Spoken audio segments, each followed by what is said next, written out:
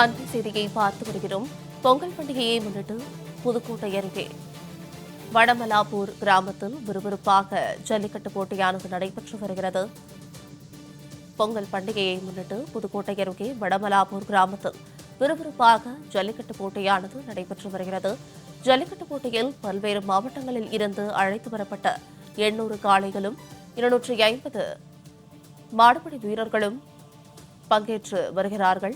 மேலும் இது குறித்தான கூடுதல் விவரங்களோடு இணைகிறார் எமது செய்தியாளர் தேவராஜ் பழனி. வணக்கம் தேவராஜ் பழனி, இது குறித்தான விரிவான விவரங்களை பதிவிடுங்க.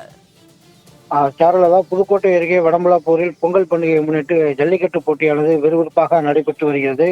அதாவது புதுக்கோட்டை அருகே வடமலாப்பூர், ராஜாவயல், குறுக்கலையப்பட்டி ஆகிய கிராமத்தார்கள் இணைந்து நடத்தும் பொங்கல் பண்டிகையை முன்னிட்டு ஜல்லிக்கட்டு போட்டியானது வடமலாப்பூர் ஸ்ரீ பிடாரியம்மன் திடலில் ஜல்லிக்கட்டு போட்டி தொடங்கி நடைபெற்று வருகிறது.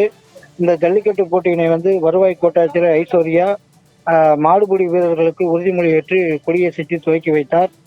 இந்த ஜல்லிக்கட்டு போட்டிகளை புதுக்கோட்டை, திருச்சி, திண்டுக்கல், மதுரை, தேனி, சிவகங்கை உள்ளிட்ட பல்வேறு மாவட்டங்களிலிருந்து 800 காளைகளும் அதே போன்று பல்வேறு மாவட்டங்களிலிருந்து 250 மாடுபிடி வீரர்களும் பங்கேற்று கால்நடைகள் மருத்துவர்கள் பரிசோதனைக்கு பின்னரே ஜல்லிக்கட்டு காளைகளை வாடிவாசலில் அனுப்பி வைக்கப்படுகின்றனர். அதே போன்று மருத்துவர்கள் பரிசோதனைக்கு பின்னரே மாடுபிடி வீரர்களையும் களத்தில் இறக்கிவிடப்பட்டு வாடிவாசலிலிருந்து அழுத்தி விடப்பட்ட காளைகளை மாடுபிடி வீரர்கள் போட்டி போட்டுக்கொண்டு தற்பொழுது அடக்கி வருகின்றனர்.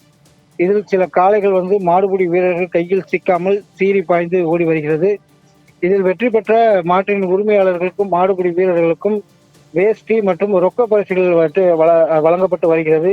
மேலும் இந்த ஜல்லிக்கட்டு போட்டியானது வேண்டுதலுக்காக நடத்தப்படுவதால் பெரிய அளவில் பரிசுகள் வழங்கப்படாமல் வேஷ்டி மற்றும் ரொக்க பரிசுகள் மட்டுமே வழங்கப்பட்டு வருகிறது. இந்த ஜல்லிக்கட்டு போட்டிகள் சுற்று வட்டார பகுதியைச் சேர்ந்த 1000க்கும் மேற்பட்ட பொதுமக்கள் ஆரவாரத்துடன் கண்டு ரசித்து வருகின்றனர்.